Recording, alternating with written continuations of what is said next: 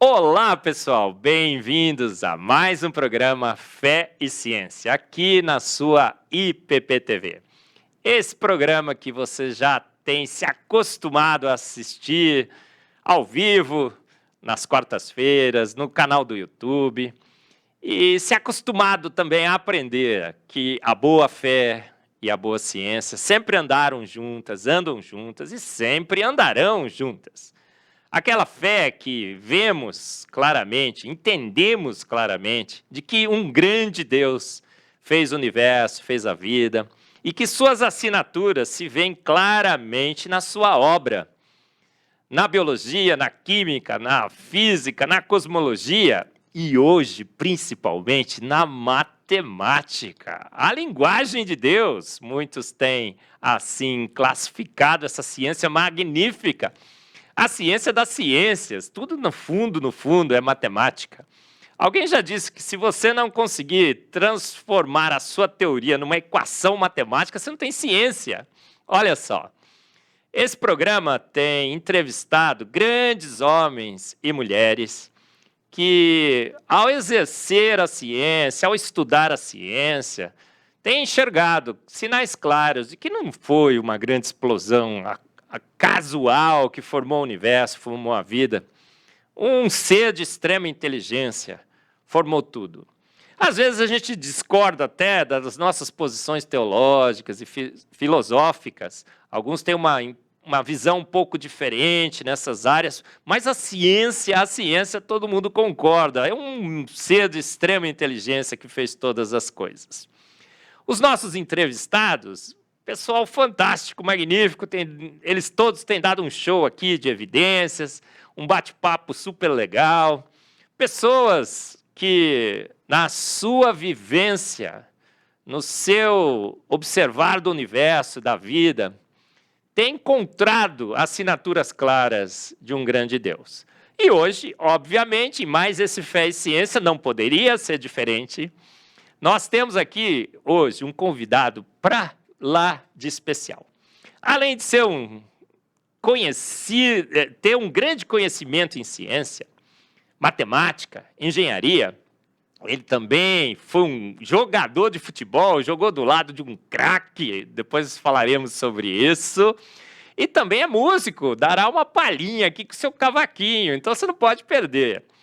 Quem será que nós estamos recebendo aqui? O professor, engenheiro, músico, jogador, tudo que você puder, vários adjetivos aí, né, poderiam ser utilizados para descrever o nosso entrevistado.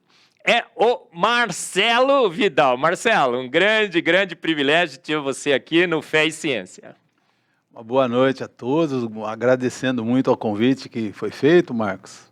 É um prazer imenso estar aqui, de alguma forma dialogando, né, sobre essa questão tão sutil e ao mesmo tempo tão incentivadora de buscas, né, que é o entendimento, a compreensão do universo e de nosso papel aqui, né. Eu acredito que a matemática, que sempre me ajudou, né, e eu acredito que ela pode ajudar também muito mais gente. Muito bem, Marcelo, a gente sempre começa conhecendo um pouco mais do nosso entrevistado. Seria assim, um Marcelo pelo Marcelo, tá bom? E, eu falei aqui, né, já joguei aqui um spoiler, né, que você jogou com um grande jogador de futebol. Eu sou da macaquinha querida mais amada do Brasil, não é? Macaca querida, né? Amor de minha vida, sou louco por você, conhece a música? Tenho uma paixão pela Ponte Preta, mas esse jogador que você vai falar aqui, jogou lá no outro time, né? Nos adversários. Quem seria esse grande jogador? Fala aí para a turma toda. Foi o Careca, né? O Careca é de Araraquara, de onde também nascemos, né? Fizemos dupla diária quando éramos Dente de Leite. Primeiro campeonato Dente de Leite de futebol em Araraquara foi em 1970 e a gente fez dupla diária lá. E depois, no juvenil, nós nos reencontramos, disputamos o juvenil por um outro time chamado Benfica, fizemos dupla diária novamente. Aí no ano seguinte ele foi convidado para vir para o Guarani e 2 anos depois, né, 78, ele se tornou campeão brasileiro, né? É um grande amigo, levou a família toda para Campinas, né? E é isso. A gente teve o prazer de jogar com um cracaço de bola. E era muito legal. A gente estava conversando aqui, né, Marcelo? Eu também joguei com cracaço, viu? Joguei com o Nenê Santana. Você lembra, né? O Nenê Santana, a gente jogava bola juntos. Nenê Santana se tornou um grande zagueiro, não é? Mas ele jogava no meu time de centroavante, o zagueiro era eu, né? Os caras bons sempre vai pro ataque, né? E os médios, assim, né? Joga mais um pouco para trás. Mas depois ele se tornou um grande quarto zagueiro, acho que o Nenê Santana foi. Isso. Eu não sei. Nenê, você está nos ouvindo aí, Nenê? Saudade de você. Jogamos bola junto, viu, Marcelo? Marcelo, além de jogador de futebol, você também é cantor, compositor, não é? Troca um grande instrumento, cavaquinho, você vai dar uma palhinha no final. Olha aqui, pessoal, esse aqui é o seu CD, mas não está escrito Marcelo Vidal, aqui está escrito Marcelo Teroca. O que é esse tal de Teroca aqui, Marcelo? Fala para nós. O Teroca veio dessa ligação com o futebol, porque na minha casa, meu apelido era Cello, depois Tero, né? E até meus irmãos até hoje me chamam de Tero. E quando nós fomos jogar futebol, né, o técnico lá do Dente de Leite admirava música sertaneja, ele adorava duplas sertanejas, né? E a gente fazia muito gol. Então ele falou, mas não dá uma dupla sertaneja Tero e Careca ou Careca e Tero, tem que ser Careca e Teroca. Aí você não gosta do apelido, o apelido pega e hoje não ligo, até gosto. Muito bem, então é Marcelo Teroca é o seu apelido, né, para a dupla sertaneja. Não sei se eu já falei, mas o Marcelo também é escritor. Aqui seu livro, né, Marcelo? Isso. Qual é o título mesmo? A arte da coincidência, o código matemático da existência. Muito bem. Aqui aparecem vários números, é o tema da nossa entrevista, não é? Esses números mágicos aí da matemática que aponta para um criador. Como é que você se interessou pela matemática e como que a matemática te aproximou mais desse ser que todas as coisas fez, Marcelo? Olha, eu tive sorte na época do ginásio, que tivemos um excelente professor de matemática, ele é um ídolo lá de Araraquara, da cidade, esse professor Ulisses, né? E eu, por sorte, ainda estudava numa das classes que ele dava aula, que era do filho dele. Então, a gente frequentava a casa do seu Ulisses, além de na escola. Então, ele era um cara motivador, um cara que gostava demais da matemática. Então, eu sempre gostei da matemática e com ele, então, de professor, ficou mais fácil, né? Aí, quando eu entrei na faculdade, eu entrei na engenharia da USP lá em São Carlos, comecei a fazer a faculdade e logo depois, questão de 1 ano e meio, 2 anos, até para nos mantermos lá numa república, né, apareceu um concurso para dar aula no cursinho da faculdade, que era o CASO. E a matemática, eu fui lá, estudei e passei, e aí engenharia, música, futebol e as aulas de matemática, tudo junto foi sendo levado, né? E foi mais ou menos assim ao longo da minha trajetória toda, né? Agora, a matemática, ela começou a me incomodar, porque assim, quando a gente, lá atrás, a gente não tinha uma visão clara das coisas, né? A gente vai aprendendo um pouquinho cada dia, né? Mas quando eu comecei a dar minhas aulas, eu não tinha essa percepção que com o tempo a gente foi ganhando, né? E eu comecei a ficar muito incomodado, porque toda vez que a gente ia começar um curso numa sala de aula, a gente fazia uma prévia de quem gostava, ou quem tolerava, ou quem odiava a matemática, e começou a dar números assim, constantes. 80%, 85% das pessoas odiavam matemática. E eu falava para eles, puxa vida, mas eu não dei nenhuma aula para vocês ainda, nós estamos no colegial, estamos começando um colegial e vocês já estão odiando a matemática, né? Por que será? Né? E eu comecei a perceber claramente que isso tinha a ver com a forma, como a matéria estava sendo colocada no programa, né? Tudo fragmentado, sem ligação com nenhuma outra matéria, né? E isso foi me incomodando muito. E quanto mais eu continuei na profissão, mais isso foi me incomodando. E até que um dado momento eu falei, não, tem que ter essas ligações não podem ser assim, separadas, as matérias, né?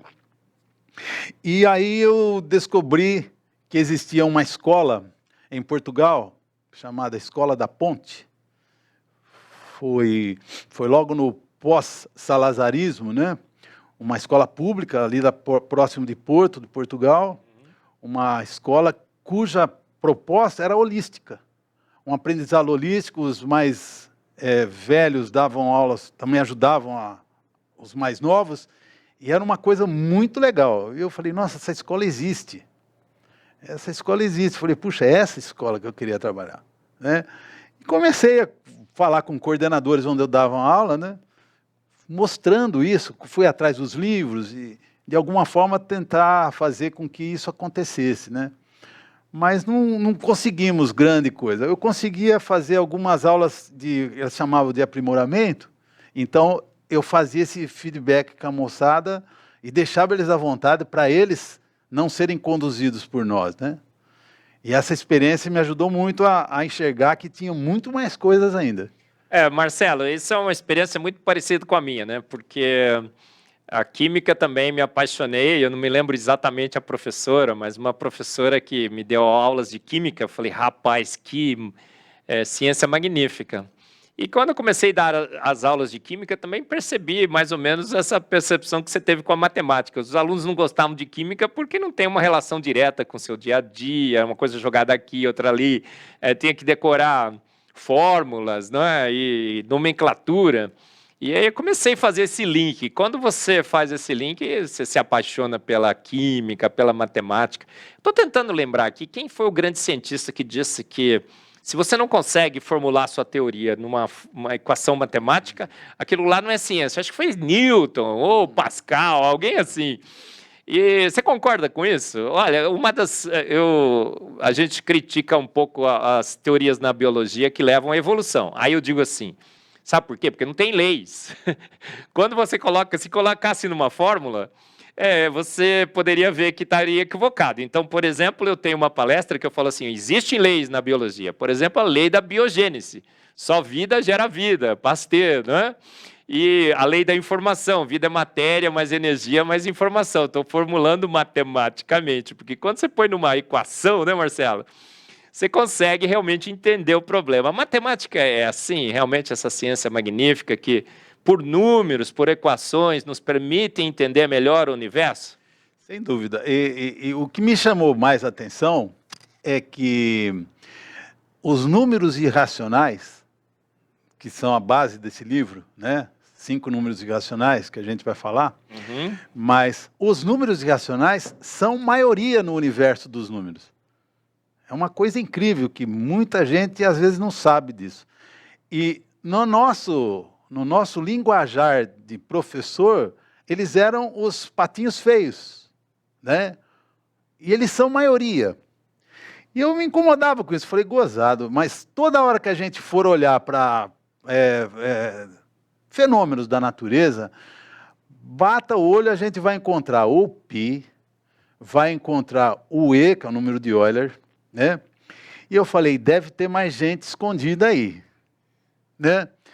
E eu me lembro que quando eu comecei a pesquisa, que foi dada num site, eu estava fazendo um trabalho com uma moçadinha que ia lá na minha casa, para fazer justamente essas atividades holísticas, né, de aprendizado.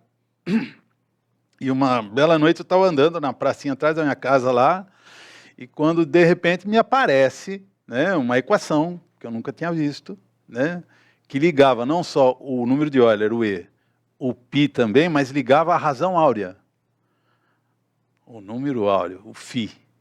E eu não acreditei, corri para minha casa, joguei no papel, fiz a conta, dava muito próximo de 1. Aí eu olhei a precisão, estava dando 98,6%. Falei, é uma precisão razoável, não é altíssima, mas não é de se jogar fora. Aí eu lembrava das questões que iam para o vestibular e que em muitas questões colocava-se assim, π aproxima-se a 3, para você fazer a conta. Quer dizer, você está destruindo um número para falar que ele se aproxima de 3. O erro é monstruoso você fazendo isso, né? De ponto de precisão. A outra precisão comum que a gente vê nas apostilas da moçada é a aceleração da gravidade é 9,80, 5, 6, 64, aproxima para 10. Quer dizer, quando você faz a aproximação, você perde a sensibilidade do que aquilo está querendo dizer. Mesmo porque se você aproximar para 10, o universo se desfaz, né, Marcelo? Se desfaz. Esse número é extremamente ajustado, é o ajuste fino do universo. Finíssimo, finíssimo. E eu fui atrás disso. Uhum. E aí a hora que aconteceu, a hora que eu percebi o que estava por trás dessa equação, que eu chamei de equação pioneira, que não é uma equação, é uma aproximação, né? Eu fui até a Escola de Engenharia Departamento de Matemática da USP lá em São Carlos mostrar o trabalho, o que estava acontecendo para um grande mestre lá, e ele olhou e falou assim, olha, a única coisa que eu posso falar para você é que você não pode parar onde você está agora, você tem que continuar. Porque ele falou, eu nunca vi essas correlações que você está achando aí, e tem todo sentido, não para, ele só falou isso para mim.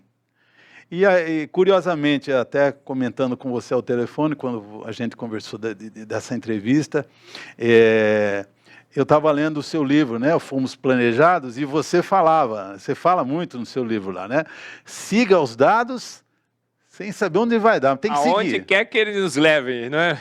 E foi Vamos isso atrás deles, não é assim, Marcelo? E foi isso que estava acontecendo. Sim. Não tinha um roteiro. Eu fui saindo da matemática, caí na psicologia, da psicologia para a história antiga, da história antiga para a cosmologia, cosmologia para psicologia, psicologia para física quântica, e eu fui entrando. E a coisa foi se ligando. Eu falei, meu Deus, tá tudo ligado. E no fim nós tivemos esse livro aqui, né? Olha, A Arte da Coincidência, o Código magnífico e matemático da existência. Aí você tem vários números aqui, né, Marcelo? E a nossa palestra é exatamente sobre esses 5 números mágicos, que o mágico vai por minha conta, você não falou sobre a magia, mas a matemática é fantástica. Um dos argumentos da teoria do design inteligente que a gente defende, né, Marcelo, o grupo do design inteligente, é exatamente um ajuste fino do universo nas 26 constantes universais. Falamos da constante aí gravitacional, a massa dos elementos, a massa das partículas atômicas. E a gente fala, olha, um ajuste absolutamente improvável. Mas esses números que você apresentará aqui para a gente às vezes menciona, mas eu nunca vi ninguém sistematizar tão bem como você fez no seu livro. É magnífica essa sistematização. Eu estava batendo o olho, não li ainda, né, Marcelo? Ó, gente, é muita informação. Olha, quantas páginas tem nesse? 564. 560, você ganhou do meu, do Fomos Planejados, que tem 460.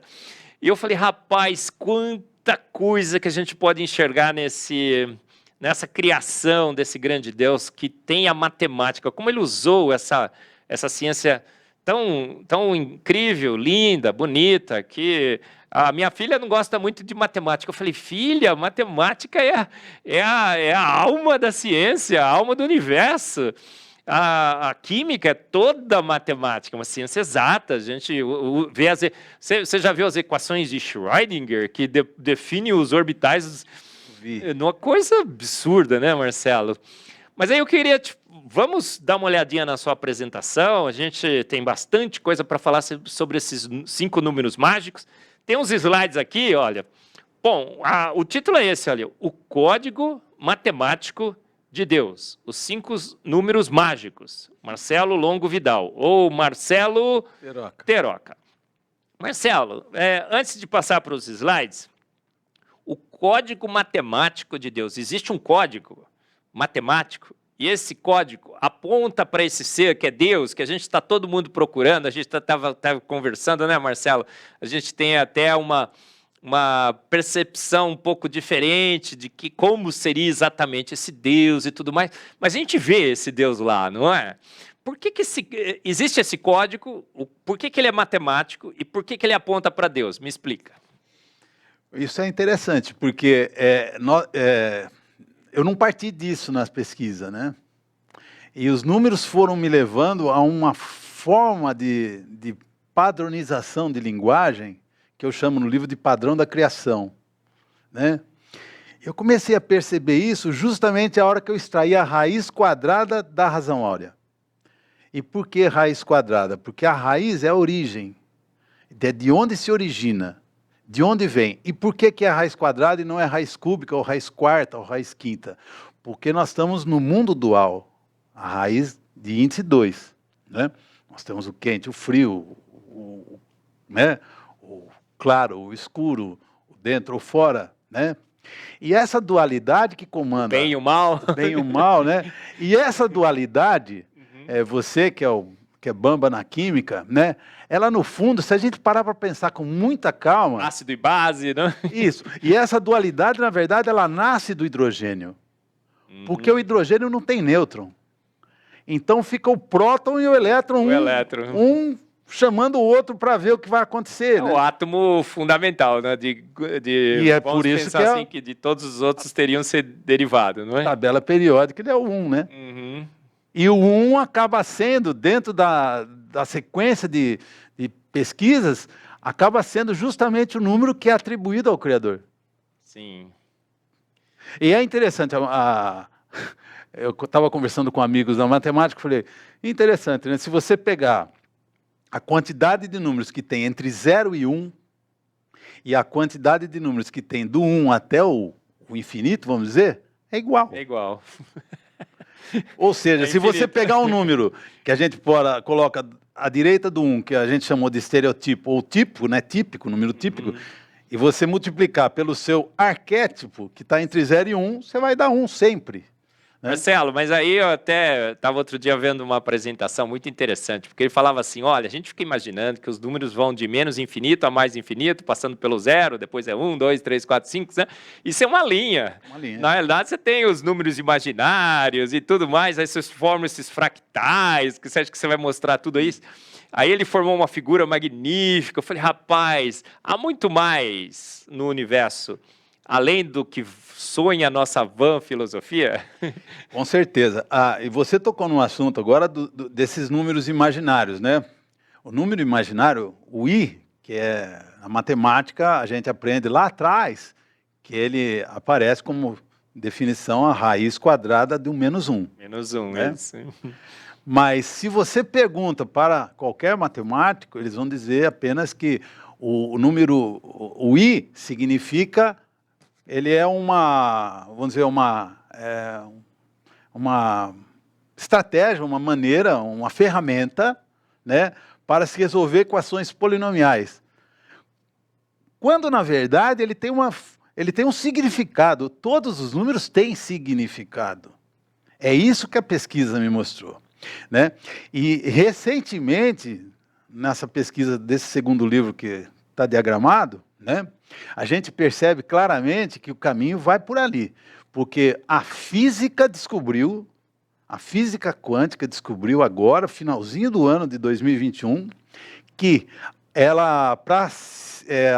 as relações que se estabelecem dentro da física quântica, elas dependem de um número imaginário. Não é uma relação que a matemática emprestou. A física está atestando que o número imaginário é fundamental. Ora, então agora, juntando as peças, se o nosso universo veio de um vácuo quântico, né? E se estamos dizendo que o vácuo quântico ele necessita de alguma coisa imaginária em relação a ele, é porque existe alguma coisa antes desse vácuo quântico. Sim. Que é o que muitos cosmólogos, inclusive, e essa história começou com um padre jesuíta chamado Pierre Teilhard de Chardin, que falou dessa ideia de que tudo começa num ponto lá atrás chamado ponto ômega, que muitos cosmólogos concordam. E é exatamente o ponto ômega, é o que deve estar, com certeza, começando todo o processo. E o livro captou exatamente isso. As assinaturas desse grande matemático do universo, sendo vistas claramente. A Bíblia tem um versículo, né, Marcelo, que fala exatamente sobre isso, porque os atributos invisíveis de Deus, o seu eterno poder e a sua divindade se veem claramente nas coisas que ele criou, nos números que ele criou, nas equações que ele criou, na equação de Schrödinger que ele criou. Schrödinger descobriu a equação, ele não formulou, né?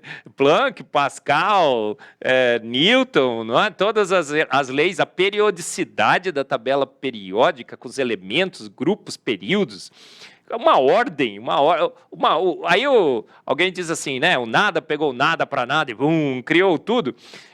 Teria que ser um ser de extrema inteligência. Mas, Marcelo, vamos passar para o próximo aqui, né? O papo está super mega legal. Mas aí, olha, você não tem um livro só, né? Você tem o segundo agora, A Arte da Coincidência. Olha, que está aqui no nosso slide. A Arte da Coincidência, o código depurado na essência.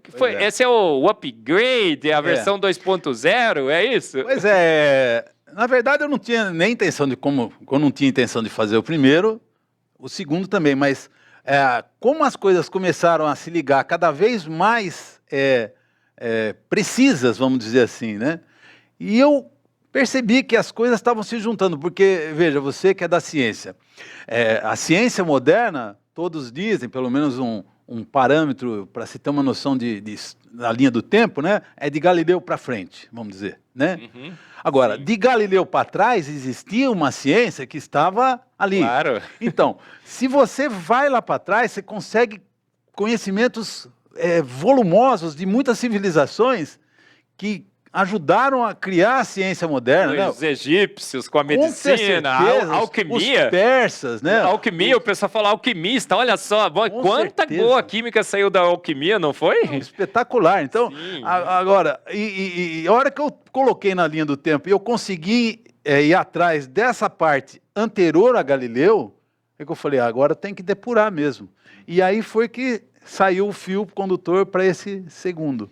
Então, olha, nós estamos colocando aqui, o pessoal está vendo aqui no nosso link, um site onde você pode consultar mais sobre as obras do Marcelo Teroca. O Marcelo Sambista ali. Gente, assista até o final, porque o papo vai ser super legal, a matemática vai ser super legal, a ciência vai ser super legal, mas vai ser mega legal. É realmente a palhinha que o Marcelo vai proporcionar a todos nós no final uma música fantástica. Esse aqui é o careca que você jogou com ele, né? Pois é, ele não era careca. Ele não era careca, cabelinho ralo. Isso aí, olha. Na época ali do Guarani. Então, olha, Marcelo, o nosso entrevistado hoje, olha só, gente, olha só, o nosso entrevistado hoje, gente, olha só, ele é engenheiro, ele é matemático, ele é professor, ele é compositor, cantor, escritor, e é um homem que, com todo esse conhecimento, entende que há um Deus.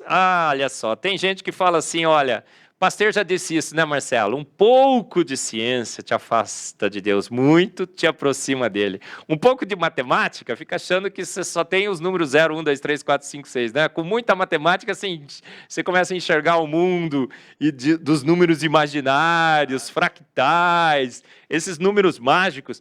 Mas então vamos passar para os números mágicos. Gente, esse aqui é um pouquinho mais do livro do Marcelo. Tem uma resenha aí do seu livro. Está escrito assim, conhecimento como a razão áurea, a tábua logarítmica e os números primos fascinam e servem à humanidade há milênios. Suas aplicações vão desde a arquitetura, a biologia e tudo mais, tal. Como disciplina matemática e intuição, as artes, onde eu estava mesmo, como disciplina, matemática e intuição, ponto. A arte da coincidência explora as relações intrigantes entre expressões numéricas e fenômenos diversos evidentes no mundo, no universo e tudo mais. Que relações intrigantes seriam essas? Imagina, esses 5 números, eles parecem que calibram tudo. É uma coisa inacreditável. eu falo isso porque cada descoberta, cada correlação, né? E eu falava, meu Deus, mas não pode ser coincidência isso. Por isso que eu falo a arte da coincidência, né? E coincidência tem um ditado do Einstein que fala, né? As coincidências existem para Deus ficar, não ficar aparecendo, né? As consciências dizem para... Ele estabeleceu todas assim. essas leis, não teria que ficar controlando todos os processos. Eu vou estabelecer uma matemática, as equações, e elas tomam conta, não é assim? Isso, mais ou menos isso, né? Uhum. Então, essa ligação, imagine, o número 1, imaginar que esse número 1, com 5 casas de precisão, você consegue, fazendo a seguinte conta. Você pega o número delta, que é o número do caos que a gente vai falar, aí divide pelo epsilon, que é o 5º número que foi descoberto, elevado a φ, que é a razão áurea, aí subtrai E sobre π. Isso aí dá 1. Olha, que coisa. O interessante é que não tem nenhum coeficiente diferente de 1. Isso aí dá 1. Mas aí eu vou para a química, né? Eu digo esse 1 na realidade, esse 1, veja só, o próton é 1. Mas ele é formado de 3 quarks. O nêutron é 1, mas ele tem 3 quarks, a trindade, né? Olha aí, tudo. Tudo é trindade. Trindade. Ó, aí a gente você vê as 3 partículas atômicas, 1 que é 3, 3 que é 1. Olha, incrível. Mas, Marcelo, vamos finalmente para esses números mágicos, né? Você já está dando uns spoilers aí, falando um pouquinho. O número 1 dos números mágicos seria qual? A razão áurea, pelo que eu estou vendo ali, né? Isso, olha aí, ó. Fui eu que preparei, viu, gente? O que tá bom nesse slide aí, o que tá ruim é minha culpa, e o que deveria estar aí e não está, o Marcelo deveria ter... vai me corrigindo, isso. Não, então, essa razão áurea é interessante que, para se achar ela, é muito simples. Você pega um segmento qualquer e você, em algum momento, vai achar um ponto em que a proporção se estabelece. Você pega o tamanho total e divide pelo maior dos 2 tamanhos, e esse resultado vai se repetir a hora que você divide tamanho maior dividido pelo tamanho menor. Isso aí é a razão áurea. É o que a gente observa no girassol, nos caracóis, né? A gente está mostrando aí. Até na Mona Lisa. Mona Lisa, as proporções do rosto, né? O homem vetruviano lá, né? Sim, se você abre os braços, né? A sua altura, o comprimento, o cotovelo, a mão, tudo isso. E por que esse número é mágico, Marcelo? Ele é mágico porque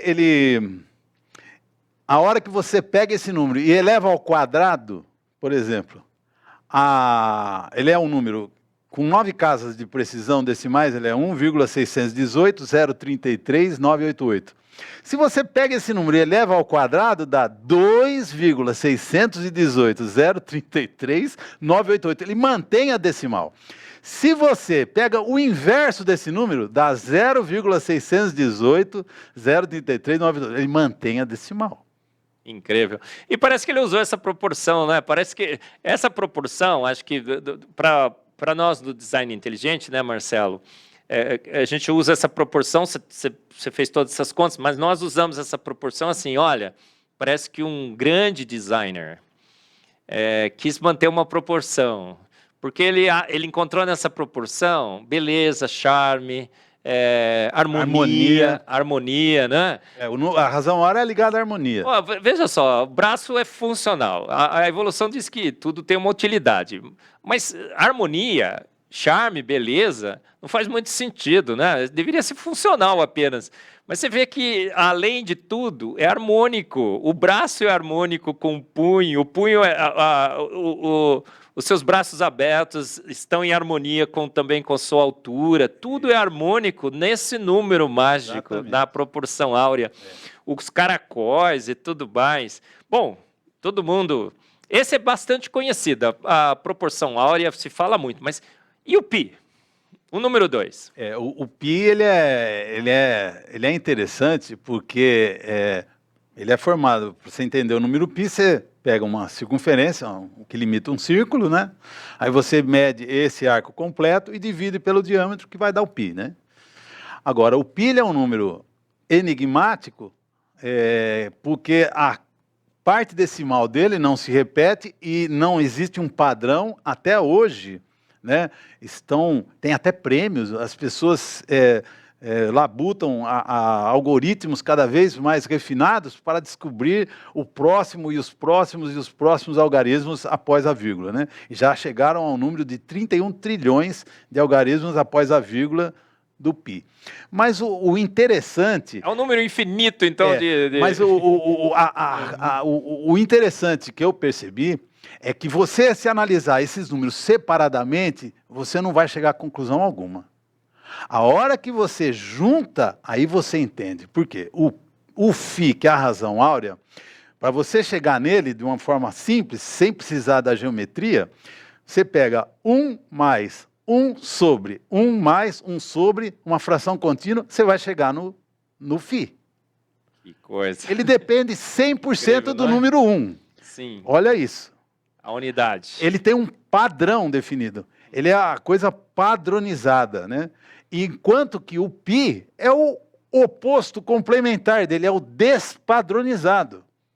E a hora que aconteceu isso, você falou das trindades, foi aí que aconteceu, porque a equação pioneira de onde eu parti, eu percebi exatamente que o φ e o π eram complementares.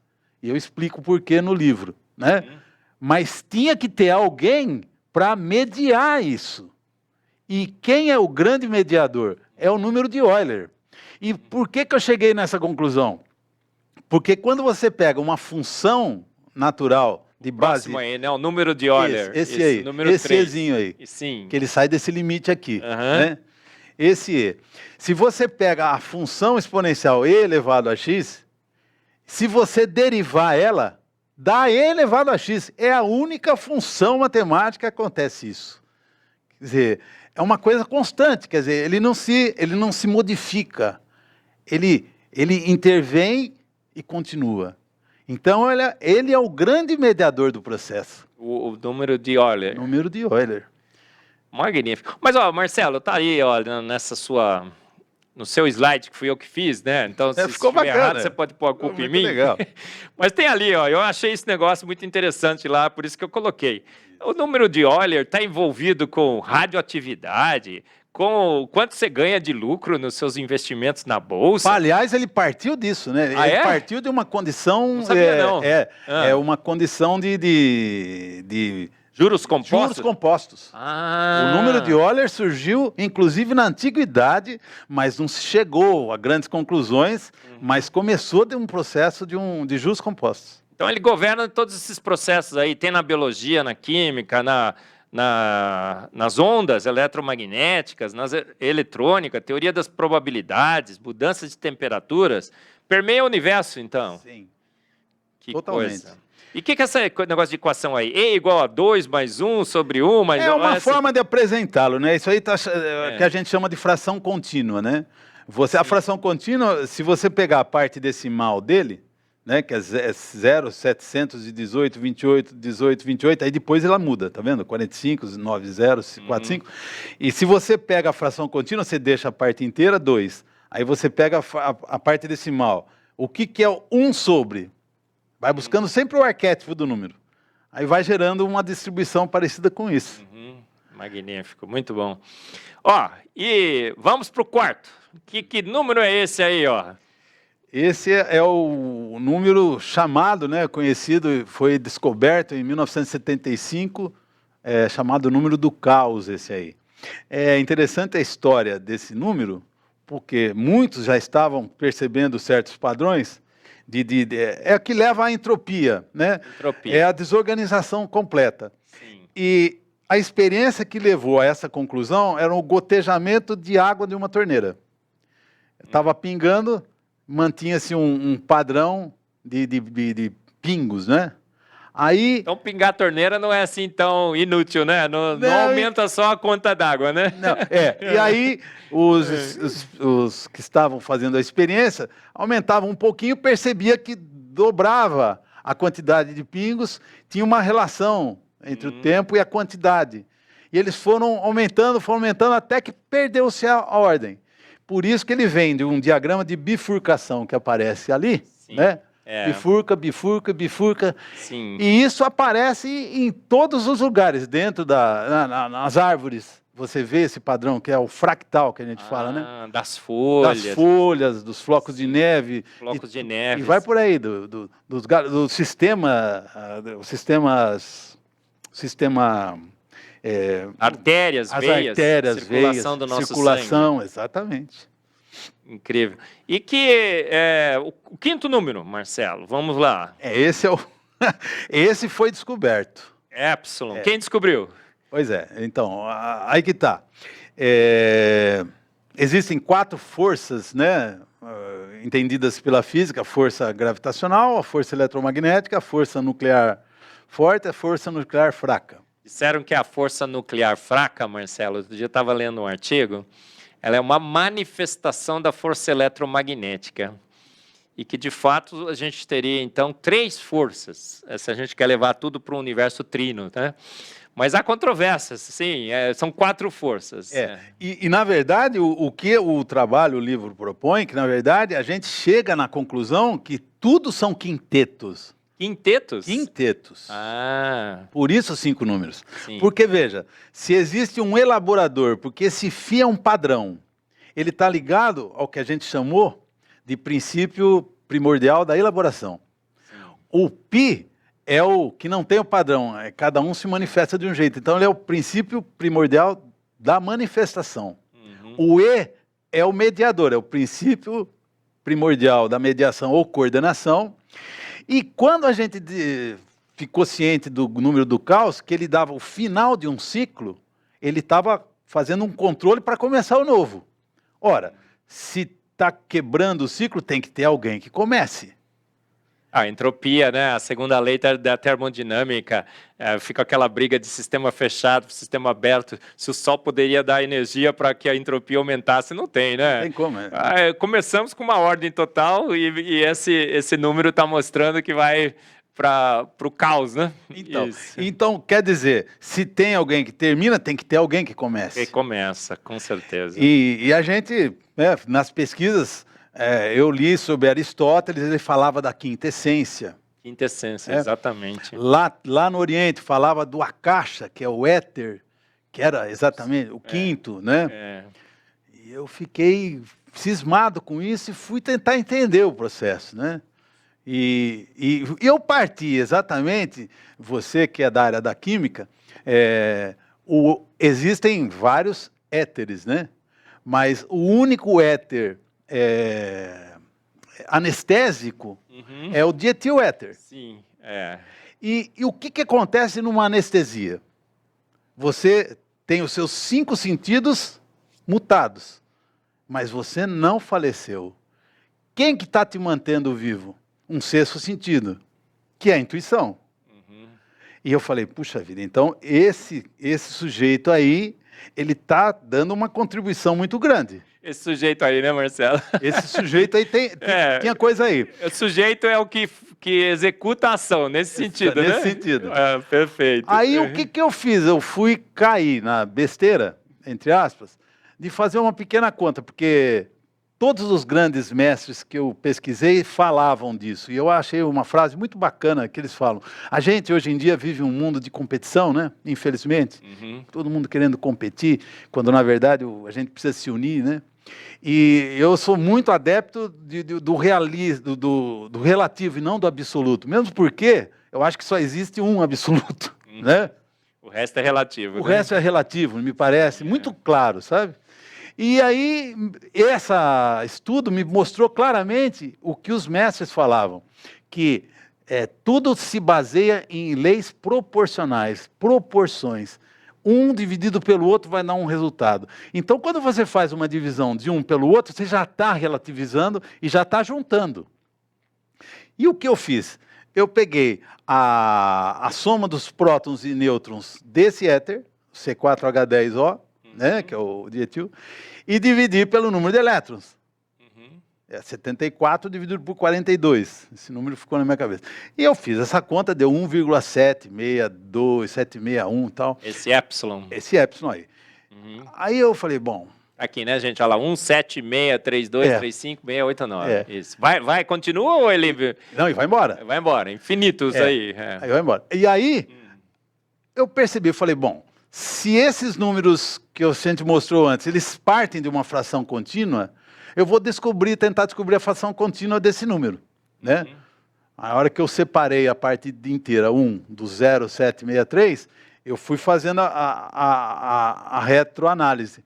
E a hora que eu fiz, apareceu 1 mais 1 sobre 20 mais 3. Tudo ao quadrado vai desse número. Eu falei, peraí. Não é coincidência. Logo na primeira decomposição eu cheguei nisso aí. Eu falei, tem coisa a mais aqui. O que é 1 sobre 20 e o que é 3? E na hora, foi um estalo que me deu. Eu falei, caramba, eu tinha lido uma vez que na constituição do DNA existiam 20 aminoácidos. 20 aminoácidos. E o programa anterior foi exatamente sobre esses 20. Precisa dos 20, a gente não tem como se livrar dos 20. Não tem 19 nem 21. Não, é 20. 20. Olha, eles são hidrossolúveis. Aí eu comecei a achar correlações em cima deles. Sim.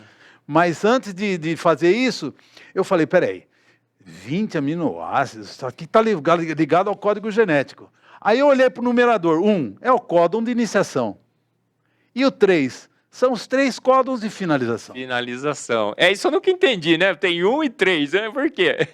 Olha, a matemática explica, né, mano? E a hora que eu leio o seu livro agora, eu falei, meu Deus. Você fala num dado momento, você fala que o DNA contém em si, né, o código e como é que você chamou lá? Você falou o manual de instrução dele.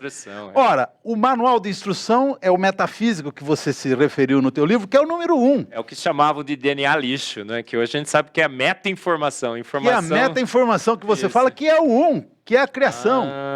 Olha, que coisa. Maravilha. Pessoal, tá um papo super legal, mas eu vou ter que começar a chegar para o final, porque a gente não vai perder a palhinha do Marcelo, tocando cavaquinho. Olha, a arte da coincidência. Coincidência, né, Marcelo? Aqui é antevidência, é ciência, coincidência não tem nada. Onipresença. Você sabe que o Jung, Sim, da psicologia... Também tive que entrar nessas obras, e o Jung falava da sincronicidade. Eu não sabia o que era. E aí ele, numa tradução bem simples, sincronicidade é a coincidência com significado. Com significado. Marcelo, mas você também é músico. Sim. Além da matemática, nós temos a música. A música, na realidade, é uma manifestação da matemática. Certeza. Concorda? Até o 5º século depois de Cristo, né, a matemática, a música era um ramo da matemática. Um ramo da matemática. Eu fico estudando música lá, vejo as escalas e tudo mais, os sustenidos e bemóis. Eu fico tentando imaginar aqui isso na matemática. Explica um pouco melhor para os nossos ouvintes todos ali, né? Se você quiser olhar bem para a sua câmera. O que tem de matemática na música e como que a música também? Diz que a música é a forma que a gente mais se aproxima desse Deus. Sim. Explica um pouquinho. Então, a escala musical começou, que a gente tem notícia, tem informações que foi até antes, mas quem deu o pontapé inicial das escalas musicais foi Pitágoras, né? Que era matemático, era filósofo, era tudo, né? E quem arrematou, ajeitou as coisas no mundo, né, posterior foi Bach, né? Johann Sebastian Bach. Gênio. Ele percebeu que aquelas 7 notas justas que existiam, né? Na verdade, precisavam de complementos para fazer o fechamento da escala. Harmonia e aí eles descobriram que tinham 5 acidentes se juntando a esses 7. Então, se descobriram os sustenidos ou bemóis, né? São 5 notas. Tem o dó sustenido, Ré. Ré sustenido, Mi. Do Mi você já passa para o Fá, ali não tem sustenido. Essa eu não entendi. Quando eu estava aprendendo música, eu falei, cara, não faz sentido esses pulos, esses acidentes, né? Mas tem todo sentido a hora que você começa a perceber as frequências. Frequências, sim. Porque de uma oitava para outra, você multiplica por 2 a frequência, né? Ou você vai para cá, você divide por 2, né? Que é a razão da criação. E aí, se você tem 12, o que o Bach fez? Você sai da frequência 1 e vai para a frequência 2, você está de uma diferença de 1 Hz, certo? Uhum. E você vai dividir em 12 pedaços isso aí. Então, você vai pegar 1 dividido por 12. Conclusão. O tempo de cada nota, a frequência de cada nota, na verdade, é uma progressão geométrica de razão 2 elevado a 1 sobre 12, que é a raiz 12ª de 2. A confecção pelo luthier dessas casas, podem ver que essas casas elas não têm o mesmo... ali naquela câmera. Elas não têm o mesmo tamanho. Uhum. Elas obedecem essa PG de razão 2 elevado a 1 sobre 12. O espaçamento é diferente. É incrível, uma PG. Né, pessoal? Você que toca violão aí em casa, seu cavaquinho, ó. Tudo matemática tudo aqui. Completamente. O cara fica pensando, né? Eu tiro de ouvido, né? Acha que é uma coisa. Mas, ó, então ele criou a música também. Sem dúvida, com certeza. E o Kepler dizia isso, né? O Kepler, 1600 e uns quebrados, né? Ele falava da orquestra sinfônica das esferas celestes. Ele falava, e ele não conseguiu provar, por quê? Porque ele tinha só 6 planetas. Uhum. E ele formulou uma ideia através da geometria. Por que da geometria? Porque a geometria era o ramo matemático mais desenvolvido naquela época. A álgebra não era o que é hoje, né? A teoria dos números estava evoluindo. Enfim. Marcelo, olha, vamos concluindo aqui, né? O papo está super, mega, hiper, extraordinariamente legal. Mas olha só, ele criou a matemática e com a matemática ele estabeleceu leis para governar o seu universo, para que o universo funcionasse. Mas ele também usou essa matemática para dar charme para esse universo. Você vê as cores, o colorido são ondas eletromagnéticas, frequências, né? Frequências. Claro, tudo é frequência. Usou a matemática para criar toda a diversidade dos elementos, né? Os quanta de energia, a periodicidade e tudo mais. E usou a matemática para deixar esse mundo extremamente charmoso com a música, né? Já pensou se não tivesse música, gente? Se não tivesse música, esse universo não seria tão magnífico, não é? O Nietzsche, que tem uma frase, né, que fala isso, o Friedrich Nietzsche, ele fala, sem a música, a vida seria um erro. Um erro. Sem a música que Deus criou. Mas chegou a hora, né, pessoal? Marcelo, Teroca, olha, você é um grande escritor, você é um grande matemático, um papo super mega legal, mas a gente quer que você também dê uma palhinha. Que música é essa que você vai tocar? Primeiro fala sobre a música, porque você falou para mim que essa música também aponta de certa forma para esse grande Deus. Que música que é essa?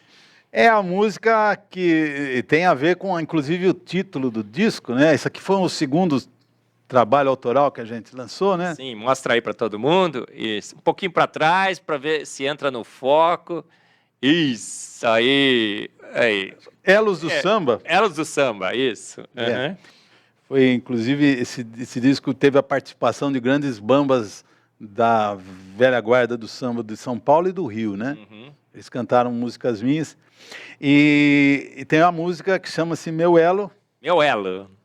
O elo de todas as coisas. Porque, frequentemente, e eu descobri, acho que com essas pesquisas, por que a grande maioria das músicas que eu compus era na madrugada.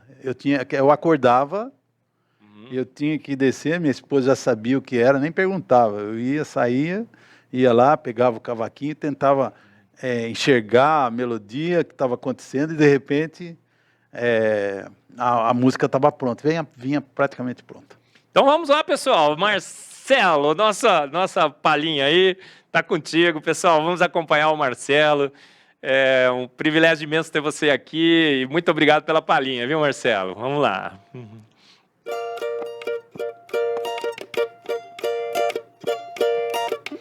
Sinto, não posso provar mas provo aquilo que sinto. Chegam sempre ao fim do dia, começam a soprar melodias. Nem consigo explicar. Tenho até que parar com tudo que estou fazendo. Ficando mudo, vou absorvendo cada passagem da harmonia. Tento encaixar a poesia, mensagem dos céus, presente dos bambas. Assim componho mais um samba, mensagem dos céus, presente dos bambas. Assim componho mais um samba. Sei que desconhecem fuso horário, sei que menosprezam sono alheio, mas quem sou eu para que protestar? Depositário popular, pretendo apenas conservar o elo forte que clareia meu norte. Mas quem sou eu para que protestar? Depositário popular, pretendo apenas conservar o elo forte que clareia meu norte. O elo forte que clareia meu norte. O elo forte que clareia meu norte. Muito bem, parabéns, pessoal. O elo forte que clareia, que dirige, o meu norte, meu rumo. Muito Certeza. bem, muito bem. Ó, pessoal, foi um papo super mega legal, não foi? Mais um grande convidado aqui do Fé e Ciência, um palestrante magnífico, um homem que, pela ciência, pelo conhecimento, enxerga claramente sinais na matemática, na música de um grande Deus, números mágicos, proporções áureas, épsilons, deltas, não é? Pis, fis, tudo indicando que um grande Deus fez todas as coisas. Não faz sentido, né? Uma grande explosão ter criado uma matemática dessa magnífica, perfeita, tudo interrelacionado. E a gente traduz nesse grande Deus, não é? É um Deus que eu procuro, o Marcelo procura, aquele Deus que diz assim, que nós o encontraremos quando o buscarmos de todo o nosso coração. Essa é a minha impressão, meu desejo também, né, Marcelo, que eu tenha encontrado esse grande Deus, porque eu procurei com todo o meu coração, que você também já tenha o encontrado, ou que encontre, que todos que estão nos ouvindo, quando procurarmos esse grande Deus com todo o nosso coração, com toda a nossa matemática, com toda a nossa música, quando toda a nossa mente, na racionalidade, a gente vai encontrar, porque os sinais estão todos por aí. Marcelo, um imenso, imenso privilégio. Você está vendo ali, a gente tem 1 minuto e 30. As suas considerações finais. Quero que você olhe para aquela câmera. Olha, vai estar todo mundo olhando para você. A gente tem ali, vai ficar por muitos e muitos anos na internet essa entrevista magnífica que você deu. Mas o que é que, no final de tudo, você enxerga nessa matemática? A essência da matemática que você descobriu, esses números, qual seria? A essência é que pode gerar uma mudança completa no ensino. Magnífico. Porque você consegue aprender todas as coisas ao mesmo tempo se você usar dessa ligação desses números. Porque você sai de uma frente, você chega na outra, e chega na outra, e chega na outra, e vai chegando. Quer dizer, a questão do pragmatismo que hoje impera, né? Olha, essa matéria aqui, depois é a outra. Não, isso aí com certeza eu tenho um absurdo, não sei quando vai acontecer isso. Já está acontecendo em alguns lugares, como eu citei a Escola da Ponte lá. Tem uma escola aqui em Cotia, chamado Projeto Âncora, é um espetáculo, eu fui visitá-lo. Eles estão usando a própria ideia do seu José Pacheco, que é o que começou lá a Escola da Ponte, né? E é um aprendizado holístico. E esses números só confirmam exatamente isso, que o aprendizado holístico vai mostrar um caminho que a sociedade pode viver juntas de uma forma sem grande competição, acho que é isso. O caminho da reforma, né? A reforma veio exatamente com isso, né? Calvino, Lutero, né? A educação, não é? A educação, o conhecimento que transforma a sociedade, com certeza. O ensino e nos aproxima desse grande Deus. Olha, Marcelo, muito obrigado. Estamos colocando aqui de novo, né, aqui embaixo, aqui, o link de você poder conhecer um pouco mais o Marcelo, as suas obras. Você gostou? Eu gostei, acho que todos gostamos. Marcelo, mais uma vez, muito obrigado. Mais uma grande entrevista que mostra claramente as evidências desse grande Deus na matemática, na música, em todos os cantos e todos os lugares, porque os seus atributos invisíveis, seu eterno poder, sua divindade se veem claramente nas coisas que foram criadas. Não somos um acidente cósmico. O nosso destino final não é a aniquilação no universo congelado, exaurido, mas é um relacionamento ainda mais próximo com esse grande matemático, com esse grande músico, o matemático dos matemáticos, o músico dos músicos, o que criou a matemática, criou os números mágicos, né, Marcelo? Criou todas essas coisas. Esse é o nosso destino. Mais um grande programa Fé e Ciência. Assista todos os programas na nossa playlist, IPP-TV, IPP-Play. Assista várias vezes esse programa fantástico com o Marcelo, e os próximos que virão, uma série agora incrível das palestras do 3º Congresso Brasileiro do Design Inteligente, te espera. Nos acompanhe sempre aqui no Fé e Ciência. Muito obrigado mais uma vez pela sua audiência, pela sua atenção. Nos vemos no próximo Fé e Ciência.